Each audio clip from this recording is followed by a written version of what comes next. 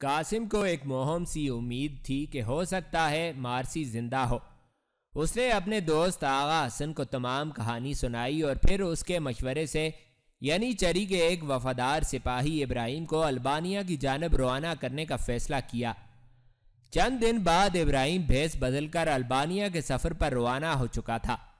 اس دوران قاسم کو سلطان سے ملنے کا اتفاق نہیں ہوا تھا، لیکن آج جب اس نے یہ سنا کہ سلطان نے ایک مرتبہ پھر شہزادہ محمد کو تخت نشین کر کے گوشہ نشینی اور زاد و عبادت کا فیصلہ کیا ہے تو وہ سلطان سے ملنے کے لیے محل میں چلا گیا۔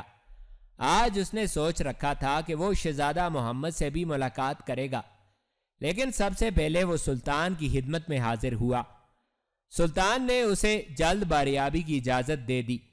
قاسم جب سلطان کے کمرہ ملاقات میں حاضر ہوا تو اسے سلطان کے نورانی چہرے پر ایک عارفانہ سی مسکراہٹ دکھائی دی۔ اس نے انتہائی ادب کے ساتھ سلطان کی خدمت میں سلام عرض کیا اور خاموش کھڑا ہو گیا۔ سلطان نے قاسم کو سر سے پاؤں تک دیکھا اور مسکراتے ہوئے کہا، ہم تو سمجھ رہے تھے کہ قاسم بن ہشام ہمیں فراموش کر چکا ہے، لیکن تمہاری آمد بتاتی ہے کہ ہم ابھی تک تمہیں یاد ہیں۔ سلطان کے لہجے میں چھپا پیار بھرا طنز قاسم محسوس کیے بنا نہ رہ سکا اور اس نے انتہائی لجاجت کے ساتھ کہا، نہیں سلطان معظم، خدا میری زندگی میں وہ دن نہ لائے کہ میں آپ جیسے محسن انسانیت کو بھول جاؤں۔ میں دراصل ہر روز قدم بوسی کے لیے حاضر ہونا چاہتا تھا، لیکن ہر بار بدنصیبی آڑے آتی رہی۔ آج سلطان معظم کی دوبارہ خلوت نشینی کا سنا تو بدنصیبی کو دھتکار کر حاضر خدمت ہو گیا۔ بہت خوب، دولت غم نے تمہیں حسن گفتگو سے مالا مال کر دیا ہے۔ دولت غم؟ میں نالائق سلطان معظم کا حسن کنایا سمجھ نہیں پایا۔ ہمارا مطلب ہے البانوی کنیز کی بیٹی مارسی کی گمشدگی نے تمہیں کافی مزمحل کر دیا ہے، اسی کو ہم دولت غم کہہ رہے ہیں۔ سلطان کا اشارہ سن کر قاسم نے سر جھکا لیا اور سلطان 2 قدم آگے بڑھا۔ اس نے قاسم کے کندھے پر ہاتھ رکھ دیا۔ قاسم بن ہشام، تم ہمارے بیٹوں جیسے ہو، یاد رکھو ہم تمہاری طرف سے بے خبر نہیں ہیں۔ ہم نے محاذ جنگ سے لوٹتے ہی اپنے ایک خاص قاصد کو سکندر بیگ کی جانب روانہ کر دیا ہے۔ سکندر بیگ ہمارے ایلچی سے ذاتی طور پر واقف ہے۔ ہمیں امید ہے کہ وہ ہماری بات کو نہیں ٹھکرائے گا، کیونکہ ہم نے اسے اپنے بیٹوں سے بڑھ کر پیار اور محبت دیا ہے۔ ہم جانتے ہیں کہ اس نے بغاوت کی ہے، لیکن ہم اس کی بغاوت کو ایک لاڈلے بیٹے کی ضد سے زیادہ اہمیت نہیں دیتے۔ لیکن سلطان معظم، سکندر بیگ نے صرف بغاوت ہی نہیں کی، اس نے اپنا مذہب بھی بدل لیا ہے۔ بالفاظ دیگر وہ مرتد ہو چکا ہے۔ ہاں، ہم یہ بھی جانتے ہیں، لیکن ہمیں یقین ہے کہ وہ ایک نہ ایک دن ہماری شفقت پدری کو یاد کر کے ضرور لوٹ آئے گا۔ ہم نے اس کو اپنی محبت کی کچھ نشانیاں بھی بھیجی ہیں۔ ہمیں امید ہے کہ وہ البانوی کنیز کی بیٹی کو ہمارے احسانات کے بدلے میں واپس کر دے گا۔ لیکن قاسم کو ذرا بھی یقین نہ تھا کہ سکندر بیگ سلطان کی بات مان کر مارسی کو واپس دے دے گا۔ اول تو اسے مارسی کے زندہ ہونے کا بھی یقین نہ تھا، لیکن پھر بھی اس نے سلطان کا شکریہ ادا کیا اور کچھ دیر خاموش رہنے کے بعد کہا، سلطان معظم، شہزادہ محمد ابھی کم عمر ہیں اور سلطنت کے دشمن ہر وقت طاق میں بیٹھے ہیں۔ میں سلطان معظم کی خدمت میں اس لیے حاضر ہوا تھا کہ پاسبان ملت کی توجہ یعنی چرھی کے سپاہیوں کی طرف مبذول کراؤں، جو گزشتہ کئی دنوں سے پھر تنخواہوں کی کمی کا تذکرہ لیے بیٹھے ہیں۔ سلطان معظم، مجھے تو یوں لگتا ہے کہ ادرنا میں پھر کوئی سازش پروان چڑھ چکی ہے، اور خصوصاً قیصر قسطنطنیہ نے اس سازش کا جال بھی سلطان معظم کی غیر موجودگی میں پھیلانے کی کوشش کی ہے۔ قاسم نے سلطان کی خلوت نشینی سے پیدا ہونے والے خدشات کا ذکر اور تازہ ترین صورتحال کی تفصیل سلطان کے سامنے پیش کر دی، لیکن اس مرتبہ سلطان نے چونکنے کے بجائے مسکراتے ہوئے جواب دیا، تم فکر مت کرو، ہمیں تنخواہوں کے مطالبات کی اطلاع مل چکی ہے اور ہم نے یعنی چری کے سپاہیوں کی تنخواہیں بڑھانے کا حکم بھی جاری کر دیا ہے۔ لیکن پریشان ہونے کی ضرورت نہیں، یہ مطالبات کسی سازش کے نتیجے میں نہیں آئے، بلکہ ایک مدت سے سپاہیوں کے اس مطالبے کی ہمیں اطلاع دی جاتی رہی، لیکن سلطان کی تسلی سے سلطان خود مطمئن ہو تو ہو، قاسم مطمئن نہیں تھا۔ اسے یوں لگتا تھا جیسے کیسر کے جاسوس ابھی تک ادرنا میں چھپے ہوئے ہیں۔ وہ کچھ اور دیر بھی سلطان کے پاس رہا۔ اس دوران سلطان نے اسے بتایا کہ وہ ایک بار پھر ایدن کی فضاؤں میں اپنے معمولات میں مشغول ہونے کے لیے جا رہا ہے۔ یہ سلطان کا فیصلہ تھا اور قاسم اسے روکنے کے لیے کچھ نہ کر سکتا تھا۔ چنانچہ قاسم چپ رہا۔ واپسی پر قاسم شہزادہ محمد سے بھی ملا اور باقی کا تمام دن وہ تقریباً ایک ساتھ رہے۔ چند دن بعد سلطان ایدن کی خانقاہ میں جا چکا تھا اور شہزادہ محمد ایک مرتبہ پھر سلطان محمد خان بن کر تخت حکومت پر جلوہ افروز تھا۔ ادرنا میں خوب چہل پہل تھی۔ نئے سلطان کی تخت نشینی کے موقع پر جشن تاج پوشی کا بھی اہتمام کیا گیا تھا۔ گزشتہ فتوحات نے سلطنت عثمانیہ کے باشندوں کو پھر سے باغ و بہار کر دیا تھا۔ ادرنا کی گلیاں اور بازار خوب سجے ہوئے تھے۔ دور دراز کے مسافر اور سوداگر اپنا اپنا مال و متاع لیے ادرنا پہنچ آئے تھے۔ روزانہ اعلی صبح جب شہر کے دروازے کھلتے تو سوداگروں اور مسافروں کا تانتا بن جاتا۔ جانے والوں سے زیادہ تعداد آنے والوں کی ہوتی۔ دروازے کے سپاہی دن بھر رنگا رنگ لوگوں کو دیکھتے۔ قاسم بھی روزانہ اعلی صبح یعنی چری کے معسکر جانے کے لیے فصیل کے دروازے سے گزرتا۔ ایک روز وہ اپنے وقت پر اسی دروازے سے گزر رہا تھا کہ اس کی نظر یورپ کی جانب سے آنے والے ایک قافلے پر پڑی۔ قافلہ نہ بہت بڑا تھا اور نہ چھوٹا۔ یہ قافلہ بھی سوداگروں کا ہی معلوم ہوتا تھا۔ فصیل سے باہر سامان سے لدے اونٹ قطار میں بیٹھے تھے اور قافلے میں شامل مرد و خواتین نیچے زمین پر جگہ جگہ چٹائیاں بچھا کر کھانے پینے میں مشغول تھے۔ قاسم نے قافلے کے قریب سے گزرتے ہوئے ازراہ معلومات ایک سوداگر سے پوچھا، بھائی صاحب یہ قافلہ کس ملک سے آیا ہے؟ ہمارا قافلہ سربیا کی سرحدات سے آیا ہے۔ قاسم نے رکے بغیر یہ سوال کیا تھا اور پھر اپنے گھوڑے کی لگامیں ڈھیلی چھوڑ دی تھیں، لیکن سربیائی سرحدات کا ذکر سنتے ہی نہ جانے کیوں اس کے ذہن میں بوسنیائی شہزادی کی تصویر گھومنے لگی۔ قاسم کا گھوڑا اپنی رفتار سے دوڑتا ہوا معسکر کی جانب اڑا چلا جا رہا تھا۔ سربیائی سرحدات سے آنے والا قافلہ ادرنا پہنچتے ہی منتشر ہونے لگا تھا۔ قافلے میں شامل ہر فرد اپنی اپنی منزل کی جانب چل دیا تھا، لیکن دو اجنبی عورتیں اور ایک بوڑھا مرد ابھی تک شش و پنج میں مبتلا تھے۔ ادرنا میں ان کو جاننے والا ایک ہی شخص تھا اور وہ تھا قاسم بن حشام، کیونکہ یہ دونوں عورتیں حمیرہ اور مریم تھیں اور بوڑھا مرد عباس تھا۔ یہ لوگ لشکر کی روانگی سے 23ویں دن بوسنیا سے تو چل پڑے تھے، لیکن سوداگروں کا قافلہ جس کے ہمراہ انہیں ادرنا آنا تھا دیر سے روانہ ہوا، ورنہ یہ لشکر کے فوراً بعد پہنچ جاتے۔ آج صبح قاسم اس قافلے کے بالکل قریب سے گزرا تھا۔ اس نے ایک سوداگر سے قافلے کی بابت سوال بھی کیا تھا، لیکن اس کا سامنا حمیرہ سے نہ ہو سکا تھا۔ کافی دیر سوچ بچار کرنے کے بعد عباس نے شہر کی جانب چلنے کا ارادہ ظاہر کیا۔ حمیرہ اور مریم نے چادریں اوڑھ رکھی تھیں جن کے پلوؤں سے انہوں نے اسلامی پردہ کر رکھا تھا۔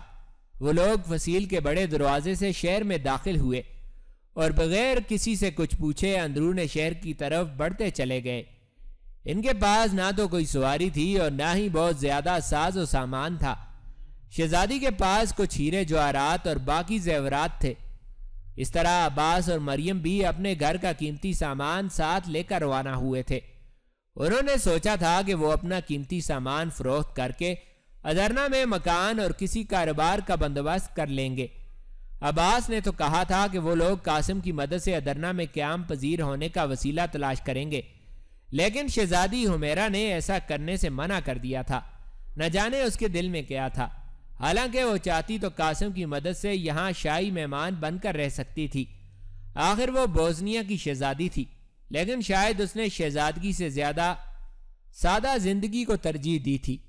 وہ لوگ شہر کے بڑے بازار میں کافی دیر تک چلتے رہے اور بالآخر عباس نے ایک سرائے کے سامنے پڑاؤ ڈال دیا۔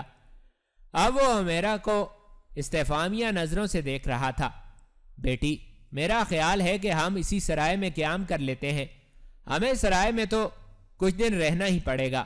حمیرہ نے ایک نظر سرائے کی عمارت پر ڈالی اور پھر اس بات میں سر ہلاتے ہوئے کہا، ٹھیک ہے چچا جان، جیسے آپ مناسب سمجھیں۔ کچھ دیر بعد وہ سرائے کے منشی کے پاس اپنی اقامت کا اندراج کروا رہے تھے۔ یہ سرائے شہر کے وسط میں تھی۔ سرائے کے ایک ملازم نے ان کا سامان اٹھایا اور انہیں ان کا کمرہ دکھانے کے لیے ساتھ چل پڑا۔ یہ کمرہ ایک وسیع اور ہوادار غرفہ تھا۔ کھڑکیوں پر پردے لٹکے ہوئے تھے اور فرش کے وسط میں فرشی بستر لگے ہوئے تھے۔ عباس نے سوچا خواتین کی رہائش کے لیے یہ کمرہ مناسب نہیں۔ یہ لوگ کمرے میں داخل ہوئے اور دروازہ اندر سے بند کر لیا۔ ابھی یہ لوگ پوری طرح بیٹھ بھی نہ پائے تھے کہ دروازے پر دستک ہوئی۔ دونوں لڑکیوں نے چونک کر دروازے کی جانب دیکھا۔ عباس اٹھا اور دروازے کی چٹکنی گرا دی۔ سامنے ایک ادیڑ عمر شخص کھڑا تھا جس کے چہرے پر معصومی سبز تھی۔ وہ انتہائی سادہ نظروں سے بوڑھے عباس کی جانب دیکھ رہا تھا۔ عباس کے لیے اس شخص کی آمد انتہائی غیر متوقع تھی۔ اس سے پہلے کہ عباس اس سے کچھ پوچھتا وہ بول پڑا، محترم بزرگ، کیا آپ کا نام باٹا کوزین ہے؟ میں آپ کو پہچانتا ہوں۔ اجنبی کے منہ سے اپنا نام سن کر باٹا کوزین جو اب عباس تھا حیرت زدہ رہ گیا۔ حمیرہ اور مریم کے کان بھی کھڑے ہو گئے، لیکن اجنبی نے مزید دیر نہ کی اور پھر کہا، دیکھیے آپ گھبرائیے مت، یہ دنیا ہے، یہاں انسان ایک دوسرے سے مل ہی جاتے ہیں۔ دراصل آپ پہچان نہیں سکے، میں اربان ہوں، ہنگری کا آہن گھر۔ میں کریٹ سے یونان تک آپ کے ساتھ جہاز میں سفر کیا کرتا تھا۔ آپ ہمارے جہاز میں کپتان تھے۔ عباس کو یوں لگا جیسے وہ ایک دم خواب سے بیدار ہو گیا ہو۔ اسے سب کچھ یاد آ گیا۔ اسے یہ بھی یاد آیا کہ اربان کے ساتھ جہاز کے عرصے پر خوب محفل جمتی تھی اور سارے جہان کی باتیں زیر بحث آتی تھیں۔ عباس نے تیزی سے دروازے کے پٹ کھولے اور آگے بڑھ کر اربان کو گلے سے لگا لیا۔ اب حمیرہ اور مریم کے چہروں پر بھی مسکراہٹ نظر آ رہی تھی۔ آہن گھر اربان ابھی تک اسی سرائے میں مقیم تھا۔ یہ وہی شخص تھا جو ایک روز قاسم کے ساتھ اسی سرائے میں ٹکرا گیا تھا اور قاسم نے اس کے ساتھ دوبارہ ملاقات کا وعدہ کر کے اجازت مانگی تھی، لیکن قاسم اپنی گوناگوں مصروفیات کی بدولت اب تک یہاں دوبارہ نہ آ سکا تھا۔ یہی وہ شخص تھا جو لوہے کی ڈھلائی کا فن خوب جانتا تھا۔ اس زمانے میں لوہے کی ڈھلائی آسان کام نہ تھا، بہت کم لوگ ڈھلائی کا کام جانتے تھے۔ باقی تمام آہنگر در حقیقت لوہار ہوا کرتے تھے جو لوہا گرم کر کے ہتھوڑے سے کوٹتے اور آلات بناتے۔ اربان بڑی بڑی کھٹالیاں بنانے کا فن بھی جانتا تھا جن میں لوہے کو پگھلایا جاتا تھا، اور در حقیقت ایک حکیم اور سائنسدان تھا۔ اسی زمانے میں گندھک کے استعمال سے بارود کا استعمال ہوا تھا، لیکن ابھی تک بارود کے لیے استعمال ہونے والا اسلحہ کم ہی بنایا جاتا تھا۔ اربان نے جنگی مقاصد کے لیے ایک خاص قسم کی منجنیق کی ترکیب سوچ رکھی تھی جو بارود کے بڑے سے بڑا گولہ بہت زیادہ قوت کے ساتھ پھینک سکتی تھی۔ یہی اربان عباس کا پرانا شناسہ تھا۔ اسے معلوم نہ تھا عباس اسلام قبول کر چکا ہے۔ وہ عباس کو ابھی تک باٹا کوزین ہی سمجھ رہا تھا۔ عباس اور اس کی امراہی لڑکیاں جب پاس کے کمرے میں داخل ہو رہی تھیں تو اربان نے عباس کو دیکھ لیا تھا۔ یہی وجہ تھی کہ وہ اب ان سے ملنے کے لیے چلا آیا تھا۔ عباس نے اسے بڑے پرجوش انداز میں کمرے کے اندر بلا لیا اور اپنی بیٹی کی طرف اشارہ کرتے ہوئے کہا، یہ میری بیٹی ہے مریم، اور یہ ہماری شہزادی ہیں حمیرہ۔ مریم، حمیرہ، کیا آپ نے اسلام قبول کر لیا ہے؟ اربان نے حیرت سے سوال کیا۔ عباس مسکرایا اور کہنے لگا، الحمدللہ، اب میرا اسلامی نام عباس ہے۔ ہم بوسنیا چھوڑ آئے ہیں، اب ہم یہیں رہیں گے۔ لیکن اربان نے عباس کی یہ بات غور سے نہ سنی۔ اس نے شہزادی حمیرہ کی جانب دیکھتے ہوئے کہا، شہزادی صاحبہ، محترم بزرگ، کیا یہ خاتون شہزادی ہیں؟ لیکن عباس سے پہلے حمیرہ نے جواب دیا، نہیں معزز مہمان، ہمارے بزرگ ہمیں پیار سے کبھی کبھی شہزادی کہہ کر بھی پکارتے ہیں۔ حمیرہ کے جواب سے اربان کی حیرت دور ہو گئی۔ عباس نے اسے بیٹھنے کے لیے کہا اور وہ لوگ ادرنا سے متعلق باتیں کرنے لگے۔ اربان کی گزشتہ کئی ماہ سے ادرنا میں رہائش تھی اور اس نے یہاں شہر کے سب سے بڑے آہن گھر کے پاس ملازمت اختیار کر لی تھی، لیکن ابھی تک وہ سرائے میں ہی رہ رہا تھا۔ دراصل سرائے کے مالک کے ساتھ اس کی راہ و رسمی اس حد تک بڑھ چکی تھی کہ سرائے کے مالک نے اسے ابھی تک یہاں سے جانے نہ دیا تھا۔ وہ جاتا بھی تو کہاں، شہر میں ایک اکیلا مرد ایک سرائے میں ہی رہ سکتا تھا۔ اربان آج سے 4 سال قبل قسطنطنیہ سے روانہ ہوا تھا۔ اس کی تمام زندگی آوارہ گردی میں گزری تھی۔ وہ فطرتاً ایک سادہ لو اور درویش صفت انسان تھا۔ بچپن سے لے کر اب تک اس نے زندگی کو بہت قریب سے دیکھا تھا، اور دنیا کی کم مائیگی نے اسے ایک جگہ ٹک کر رہنے سے دل برداشتہ کر دیا۔ قسطنطنیہ میں اس نے کئی سال تک اپنے فن کے کمالات کا مظاہرہ کیا، لیکن ایک دن بیٹھے بٹھائے اس کے دل میں مسلمانوں کو قریب سے دیکھنے کا شوق چمکا اور وہ ادرنا چلا آیا۔ ادرنا میں پہلے دن ہی اس کی ملاقات قاسم بن ہشام سے ہو گئی تھی۔ وہ بعد میں کئی روز تک قاسم کا انتظار کرتا رہا، لیکن قاسم جب زیادہ دن نہ لوٹا تو دھیرے دھیرے اس کے مراسم اوروں کے ساتھ بھی بڑھنے لگے۔ خصوصاً سرائے کے مالک نے تو اسے اپنا بھائی تک بنا لیا تھا۔ آج اتفاق سے اسے بوڑھا ملاح نظر آ گیا، وہی ملاح جس کے ساتھ ایک مرتبہ اربان نے کریٹ سے یونان تک کا سفر کیا تھا۔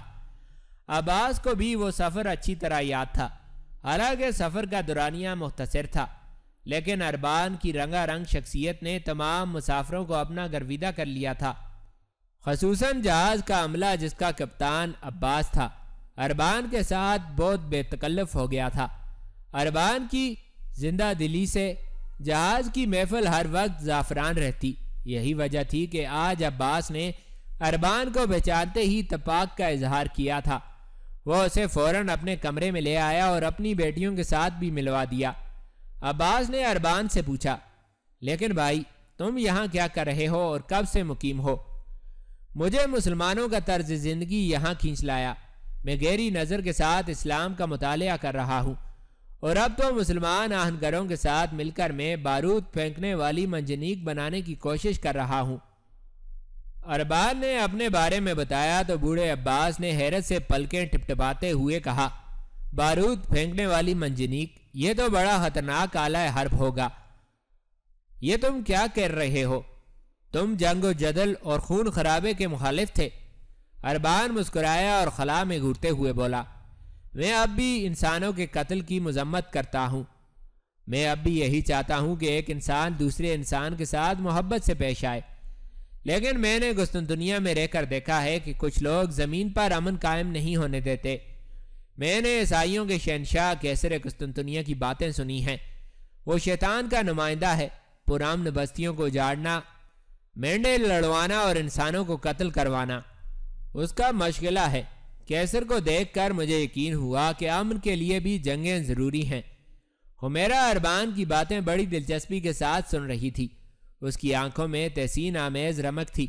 وہ پہلی بار اربان سے مخاطب ہوئی، چچا جان، آپ بارود پھینکنے والی منجنیق کیسے بنائیں گے؟ اسے ہم منجنیق نہیں کہیں گے بلکہ توپ کہیں گے۔ عیسائی دنیا کے کچھ سائنسدان اس قسم کی توپیں بنا رہے ہیں، لیکن جو خاکہ میرے ذہن میں ہے وہ ہماری توپ کو دنیا کی پہلی باقاعدہ توپ بنا دے گا۔ میں کھلی گندک کے بجائے بارود کا گولہ بنانے کی کوشش کر رہا ہوں۔ اس گولے سے مضبوط ترین فصیل کو توڑا جا سکے گا۔ پھر تو آپ کو سلطان سے ملنا چاہیے تھا۔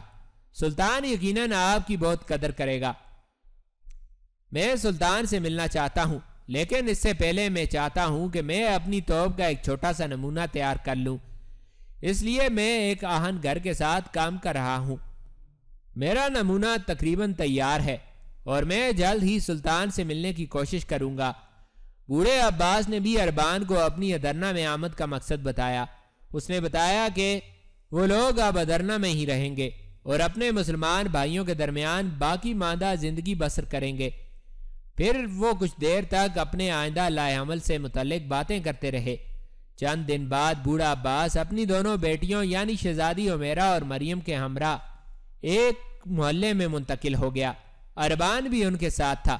شہزادی حمیرہ کے پاس قیمتی زیورات تھے جنہیں بیچ کر انہوں نے سرائے کے مالک کی مدد سے ایک خوبصورت مکان خریدا۔ بوڑھے عباس نے وسیلہ روزگار کے طور پر انہی پیسوں سے چھوٹا موٹا کاروبار شروع کیا۔ اربان کی تنخواہ بھی اسی گھرانے میں آنے لگی اور یوں یہ لوگ ادرنا میں رہائش پذیر ہو گئے۔ اربان نے ابھی تک باقاعدہ طور پر اسلام قبول نہ کیا تھا، لیکن در حقیقت وہ دل سے مسلمان ہو چکا تھا۔ اسی اثناء میں سلطان مراد خان ثانی دوسری مرتبہ گوشہ نشین ہو گیا۔ اس نے اپنے نوعمر بیٹے شہزادہ محمد کو پھر تخت نشین کیا۔ قاسم کو اس کا خاص مشیر مقرر کیا اور خود دوبارہ ایدین چلا گیا۔ اب حالات کی صورت بڑی عجیب تھی۔ قاسم کو کسی حد تک یقین ہو چلا تھا کہ مارسی شہید ہو چکی ہے۔ بوسنیا کی شہزادی قاسم کی شخصیت سے محصور ہو کر اس کے پیچھے ادرنا میں رہنے لگی تھی، لیکن اس نے اپنے آپ کو ظاہر نہ کیا تھا۔ ہونیاڈے شاہ لارڈ سلاس کے بعد ہنگری کا تخت خود سنبھال چکا تھا۔ سلطان درویشوں کی محفل میں جا بیٹھا تھا اور شہزادہ محمد عثمانی دارالسلطنت میں دوبارہ تخت نشین تھا۔ مارسی شہید نہ ہوئی تھی اور زندہ سلامت سکندر بیگ کے محل میں پہنچ چکی تھی، جبکہ طبیب سلیم پاشا ابھی تک درنا میں مقیم تھا اور اس کے جاسوس ہونے کا راز کسی کو معلوم نہ تھا۔ جو ہی سلطان دوبارہ گوشہ عزلت میں جا بیٹھا اور نوعمر شہزادہ تخت نشین ہوا، سلیم پاشا کا کام پھر آسان ہو گیا۔ اب ابو جعفر تو درنا میں نہ تھا، لیکن سلیم پاشا کو ابو جعفر کی ضرورت بھی نہ تھی۔ اس نے ابو جعفر سے زیادہ تیزی دکھائی اور سلطان کی عدم موجودگی سے فائدہ اٹھا کر یعنی چری میں پھر سے بغاوت کا بیج بو دیا۔ اس نے مدتوں پرانا تنخواہوں کا مسئلہ پھر پیدا کر کے نوجوان سپاہیوں میں شرارت کی آگ لگا دی۔ یہ آگ جنگل کی آگ کی طرح پھیلی اور اس نے دیکھتے ہی دیکھتے پوری سلطنت کو اپنی لپیٹ میں لے لیا۔ یہ 1445 عیسوی کے آغاز کا واقعہ ہے۔ سلیم پاشا کو بغاوت پھیلانے میں اس لیے بھی آسانی میسر آئی کہ ابو جعفر گزشتہ 20 سالوں سے اسی سازش کے تانے بانے بنتا رہا۔ سپاہیوں کی بغاوت سے سلطنت عثمانیہ لرز کر رہ گئی۔ نوعمر سلطان محمد خان بوکھلا گیا۔ شہر میں باغیوں نے بلوائیوں کا روپ دھار لیا اور دیکھتے ہی دیکھتے ہنستے بستے خوشحال ادرنا کو ایک دہشت زدہ شہر بنا دیا گیا۔ ہر طرف بلوائیوں کے جتھے قتل و غارت کرنے لگے اور جگہ جگہ سرکاری املاک کو نظر آتش کیا جانے لگا۔ یہ صورتحال سلطان محمد خان کے لیے انتہائی پریشان کن تھی۔ اسے کچھ سجائی نہ دیتا تھا کہ وہ اس بغاوت پر کیسے قابو پائے۔ بہرام خان شہر بھر میں دوڑ دوڑ کر تھک گیا تھا، لیکن وہ اس سازش کے سرغنہ کو نہ پکڑ سکا۔ کوتوال شہر بھی جگہ جگہ چھاپے مار رہا تھا، لیکن بات تھی کہ بنتی نظر نہ آتی تھی۔ اس مرتبہ قاسم بھی کچھ نہ کر سکا، کیونکہ اب وہ شاہی سراغ رساں نہیں تھا اور مارسی کی جدائی نے اسے ذہنی طور پر مفلوج کر رکھا تھا۔ کئی روز گزر گئے اور بلوائی شہر میں لوگوں کے جان و مال کو نقصان پہنچاتے رہے۔ یعنی چری ٹوٹ پھوٹ کا شکار ہونے لگی اور سلطنت عثمانیہ کی سالمیت کو ایک بار پھر خطرات لاحق ہو گئے۔ امراء سلطنت بھی نوعمر سلطان کی خدمت میں حاضر ہوئے اور اس سے ایک مرتبہ پھر سلطان مراد خان ثانی کو واپس بلانے پر آمادہ کر لیا۔ اس مرتبہ بھی نوعمر سلطان نے قاسم بن ہشام کو یہ ذمہ داری سونپی، لیکن اس مرتبہ قاسم کے ہمراہ خواجہ خیری کی بجائے اس کا بھائی طاہر بن ہشام تھا۔ سلطان محمد خان کا حکم ملتے ہی یہ دونوں بھائی ایدن کی طرف روانہ ہو گئے۔ یہ جمعہ کا روز تھا۔ لوگ ڈر کے مارے دبک کر گھروں میں بیٹھے تھے۔ شہر کی گلیوں میں یعنی چری کے باغی دستے دندناتے پھر رہے تھے۔ کبھی کسی گلی سے کوئی جلوس نمودار ہوتا، نعرے لگاتا، پتھر پھینکتا اور آگ لگاتا چلا جاتا۔ بلوائیوں نے کوتوال شہر کو یرغمال بنا لیا تھا۔ فی الحقیقت ان حالات کی اصل باغ دوڑ سلیم پاشا کے ہاتھ میں تھی، حالانکہ وہ خود ہمہ وقت نوعمر سلطان محمد خان کے نزدیک موجود رہتا۔ وہ صرف شاہی طبیب ہی نہ تھا، عمائدین سلطنت میں بھی اس کو اچھا خاصا مقام حاصل تھا۔ جس وقت سلطان محمد خان کی طرف قاسم بن ہشام کو ایدین روانہ کیا، سلیم پاشا وہیں موجود تھا۔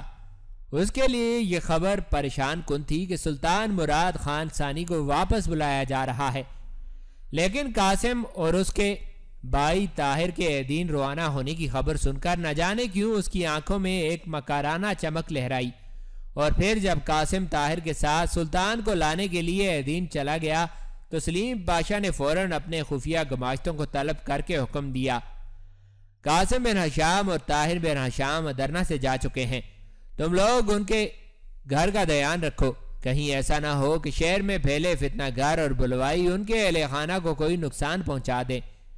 اس کے ہونٹوں پر مکارانہ مسکراہٹ تیر رہی تھی اور آنکھوں میں شیطانیت رقصاں تھی۔ وہ بغاوت کا سرغنہ تھا اور ادرنا میں ابو جعفر کا نائب تھا۔ اس کے خفیہ گماشتے اس کی بات کا مطلب بخوبی سمجھ گئے اور فوراً تعمیل کرنے کے لیے چل کھڑے ہوئے۔ سلیم پاشا کے حکم سے تقریباً 1 گھنٹہ بعد بلوائیوں کا ایک دستہ جو لگ بھگ 10 افراد پر مشتمل رہا ہوگا، نعرے مارتا اور توڑ پھوڑ کرتا ہوا قاسم کے گھر کے سامنے نمودار ہوا۔ وہ لوگ ایک طے شدہ منصوبے کے تحت یہاں آئے تھے۔ سلیم پاشا اپنے دیرینہ دشمن قاسم بن ہشام کو ایک بہت بڑا دھچکا پہنچانا چاہتا تھا۔ شہر میں ہر طرف ہنگامے اور آتش بازی ہو رہی تھی۔ ان حالات میں اگر کوئی گروہ قاسم کے گھر پر ہلہ بول دیتا تو شک کس پر کیا جا سکتا تھا؟ قاسم کے گھر پر موجود افراد خانہ نے گلی میں جلوس کا شور و غل سنا اور یہ سوچ کر دروازے بند کر لیے کہ بلوائیوں کا گروہ تخریب کاری کی غرض سے گھر میں نہ گھس آئے۔ چھوٹے بچے عمر اور علی بے خوف و خطر مکان کی چھت پر چڑھ گئے اور گلی میں موجود لوگوں کو دیکھنے لگے۔ قاسم کے بوڑھے باپ ہشام نے عہد رفتہ کو آواز دی اور ننگی تلوار لے کر اپنی بیوی، بہو اور پوتوں کی حفاظت کے لیے گھر کے بند دروازے کے پاس آ کھڑا ہوا۔ مارسی کی ادھیڑ عمر خادمہ بھی اسی گھر میں مقیم تھی۔ بلوائی دروازے پر پہنچے اور دروازے کو دھڑدھڑانا شروع کر دیا۔ ہشام کے اعصاب تن گئے اور اس کے ذہن میں انجانے خطرے کی گھنٹیاں بجنے لگیں۔ اس کا دل کہہ رہا تھا کہ کوئی سانحہ ہونے والا ہے۔ بلوائی ابھی تک دروازہ دھڑدھڑا ہی رہے تھے کہ طاہر کی بیوی سکینہ دوڑتی ہوئی ایک کمرے میں گئی اور اپنے شوہر کی کمان اور تیروں سے برا ترکش اٹھا کر ایک دریچے میں جا بیٹھی۔ ہشام کی بیوی اور قاسم کی ماں کو بچوں کا خیال آیا تو وہ دوڑتی ہوئی چھت پر گئی اور بچوں کو پکارنے لگی۔ عمر اور علی اب تماشا دیکھنے کے بجائے خوف کے مارے ایک پردے کے ساتھ چپک کر سہمے بیٹھے تھے۔ بلوائیوں نے دروازہ دھڑدھڑاتے ہوئے کہا، دروازہ کھولو ورنہ ہم توڑ دیں گے۔ لیکن بوڑھے ہشام کی گریدار آواز سن کر ایک مرتبہ تو بلوائیوں کے پورے گروہ کو جیسے سانپ سوکھ گیا۔ ہشام نے کہا تھا، غدارو، دروازہ توڑ کر تم اپنی موت کو آواز دو گے۔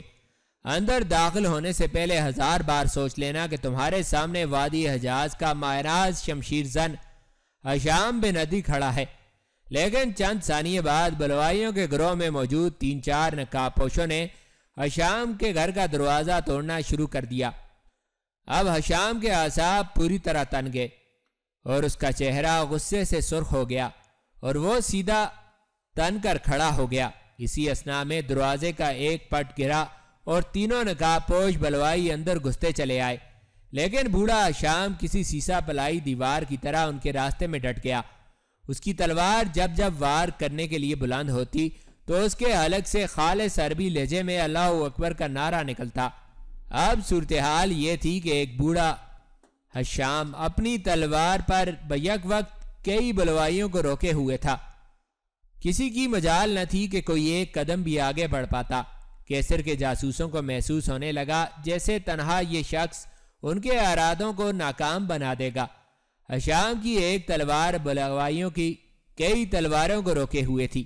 اسی اثناء میں اندرونی کمرے کے دریچے سے سنسناتا ہوا ایک تیر آیا اور ایک نقاب پوش کی گردن میں پیوست ہو گیا۔ نقاب پوش کسی بیل کی طرح زمین بوس ہوتا چلا گیا اور ایک اور سنسناتا ہوا تیر بلوائیوں کی طرف لپکا۔ ادھر ہشام کی تلوار بھی یکے بعد دیگرے کئی بلوائیوں کی گردنیں اور بازو کاٹ رہی تھی۔ ہشام کی جوانی پھر سے لوٹ آئی تھی۔ سکینہ دریچے سے تاک تاک کر ایسے تیر چلا رہی تھی کہ بلوائیوں کے لیے ڈیوڑی میں جم کر کھڑا رہنا مشکل ہو گیا۔ قدم با قدم پسپا ہونے لگے۔ یہ دیکھ کر ہشام کی ہمت اور بڑھی اور اس نے اچھل کر ایک نقاب پوش پر کھڑی تلوار کا وار کر دیا۔ نقاب پوش کی گردن کٹ کر دور جا گری۔ یہی ان بلوائیوں کا سردار تھا۔ بلوائیوں نے اپنے سردار کو گرتے دیکھا تو الٹے قدموں باہر آ گئے اور آن کی آن میں ڈیوڑی خالی ہو گئی۔ اب بوڑھا حشام اپنی خون آلود تلوار لہرا رہا تھا اور دروازے میں آ کھڑا ہوا اور بزدل بلوائیوں کو للکارنے لگا۔ آج اس نے اپنی شمشیر زنی کے وہ جوہر دکھائے تھے کہ اس کے بیٹے اسے لڑتا ہوا دیکھ لیتے تو اس کی مہارت کا لوہا مان جاتے۔